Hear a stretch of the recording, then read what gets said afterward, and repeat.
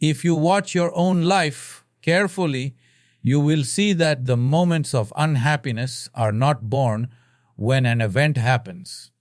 They are born in the way you interpret the event.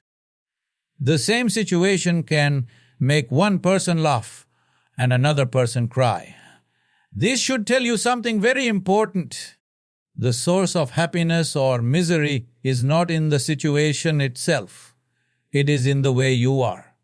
Two people can walk in the same rain. One curses the clouds. The other dances in the puddles.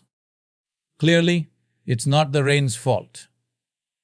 Yet most people spend their entire lives rearranging the outside, hoping that one day it will all be just right.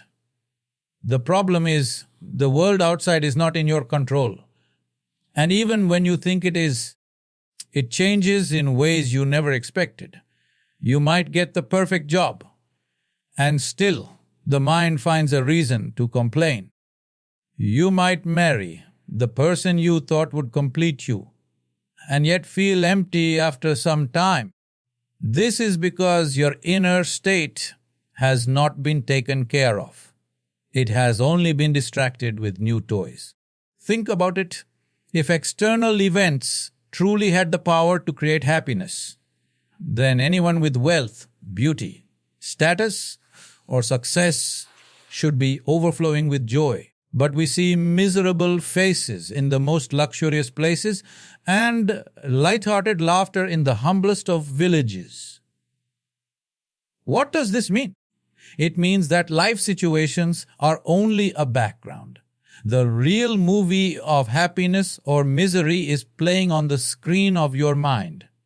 If the screen is dirty, even the most beautiful film will look distorted. The real cause of unhappiness is the way we have built our inner mechanism. The mind, which should be a tool in your hands, has started working against you. It replays painful memories, invents fears about the future, and compares your life with others in a constant loop.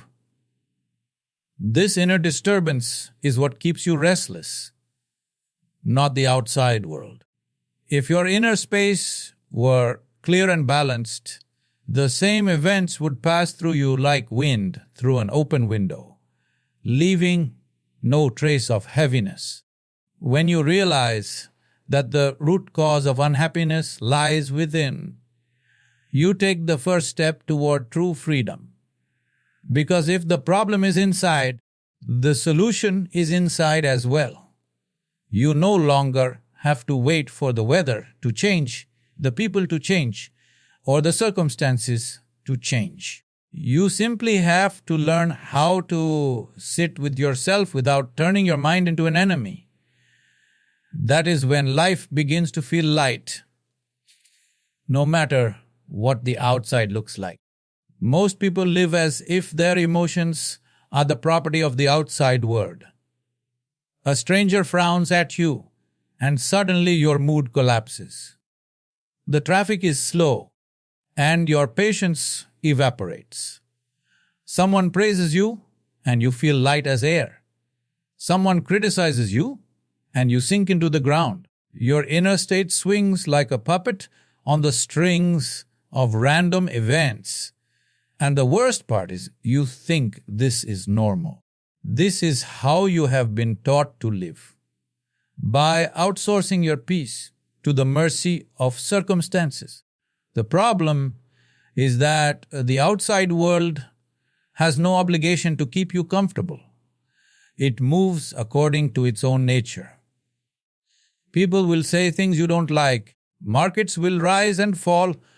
Weather will ignore your plans, and life will constantly serve you dishes you did not order.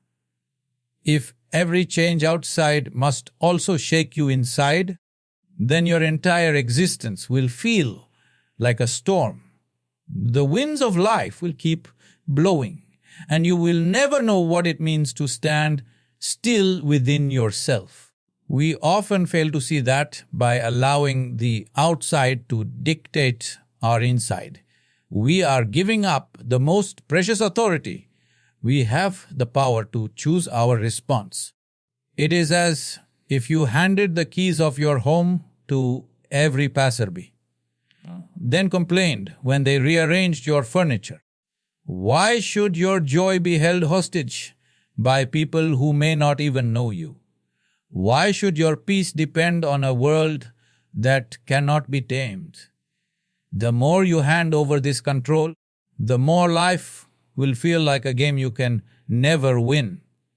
There is a certain dignity in taking back the responsibility for your inner experience. It means you stop waiting for the perfect day, the perfect person, the perfect opportunity to feel settled within yourself. It means that even when the waves outside are high, you can anchor yourself deep enough not to be thrown off course. This is not about building walls against life. It's about building a space inside where life's noise cannot dictate the music you hear. The irony is, the moment you stop trying to control the outside for the sake of your happiness, you discover a profound sense of freedom. You realize that life can be unpredictable. People can be unpredictable, but you do not have to be. Your inner climate can be steady, even if the outer weather keeps changing. That is when you stop living like a puppet and start living like the master of your own strings. Your mind is a magnificent instrument. It can store, recall, and weave together vast amounts of information. But for most people, this gift has turned into a trap. Memory holds on to every hurt, every insult, every moment when life didn't go your way. Imagination paints worst-case scenarios of the future. Judgment constantly measures the present against an ideal picture that exists only in your head. When these three forces work together without awareness, you don't live in the freshness of now. You live inside a prison built from your own thoughts. Memory can be a wonderful servant, but it becomes a cruel master when you use it to replay your suffering over and over again. The body may have healed from what happened years ago, but the mind keeps picking at the same wound, never letting it close. You carry people and events that belong to the past into your present moment and then wonder why life feels heavy. It is not the weight of the world that exhausts you. It is the weight of what you refuse to put down. Imagination, too, has its beauty. It allows you to create, to invent, to dream. But when left unchecked, it becomes a factory for fear. You start living in anticipation of problems that may never come. The mind shows you pictures of failure, rejection, and loss, and your body reacts as if these things are happening right now. This is why people feel tired even before the day begins. They have already fought 1,000 battles in their own head. And then there is judgment, the mind's habit of comparing what is with what should be. You walk into a moment, and before you can experience it, you measure it. Too hot, too cold, too loud, too quiet, too early, too late. Nothing is ever exactly right. This constant measurement means you are always at war with reality. You live not with life as it is, but with life as you think it should be, and that gap is the birthplace of misery. When memory, imagination, and judgment dominate your inner space, your life is not being lived, it is being narrated. You are trapped in a commentary that never ends, a story that edits out the living truth of the moment. And the most tragic part, the door of this prison is never locked. It has always been open. But to walk out, you must first see that the prison exists. If you observe a child closely, you will see they do not need a reason to be joyful. They laugh at a shadow on the wall. They run simply because their legs can move. They smile because the wind touched their face. This is not something they learned. It is simply their nature. But as we grow older, the mind becomes cluttered with conditions. I will be happy when this happens. I will be happy if that does not happen. What was once an effortless state becomes something we chase, bargain for, and rarely allow ourselves to fully feel. Happiness does not have to be manufactured. It is not the result of acquiring certain possessions, achieving certain goals, or meeting certain people. It is like the blue sky, always there, but often hidden by the clouds. In our case, the clouds are the endless thoughts, worries, comparisons, and expectations that crowd our mental space. Remove the interference, and joy appears naturally, without effort, because it was never gone, only obscured. The mind is like a radio with many channels.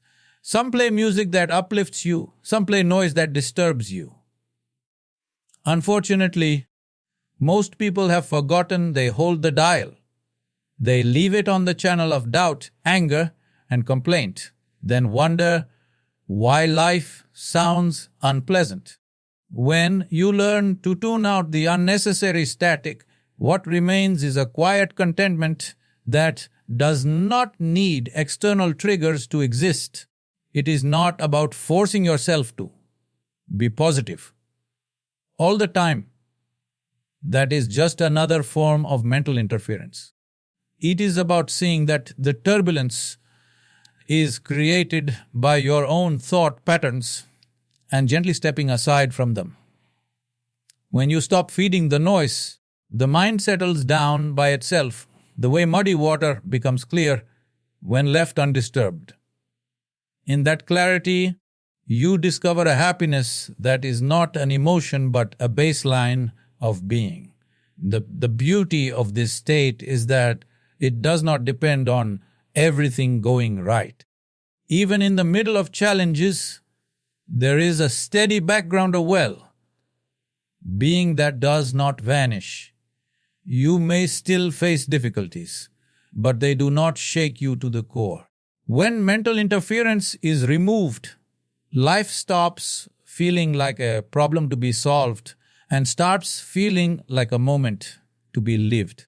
Most people believe happiness is a destination they will reach when all the pieces of life fall perfectly into place.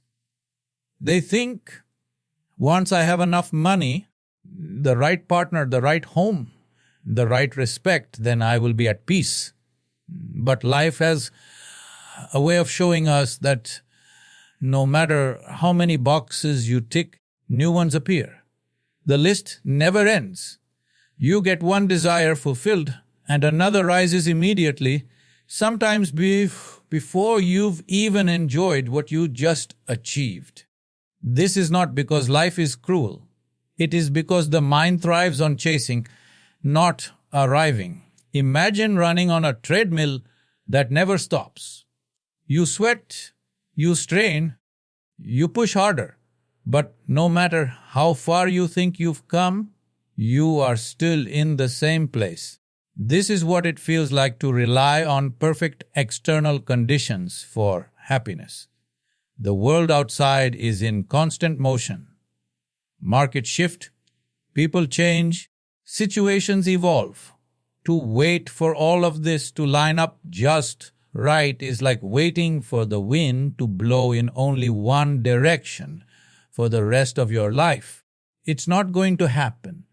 Even if you could arrange life to your exact preference, you would quickly realize the pleasure is short-lived. The human mind adapts fast. What thrilled you yesterday becomes normal today. And soon you are restless again. This is why millionaires still want more wealth, celebrities still crave more attention, and achievers still set higher goals. It is not wrong to pursue dreams, but when your happiness is chained to them, you are placing it on unstable ground. The tragedy is that while chasing perfection outside, most people neglect the only space where true stability can exist: within themselves. You can spend your whole life polishing the outside world and still feel dull inside.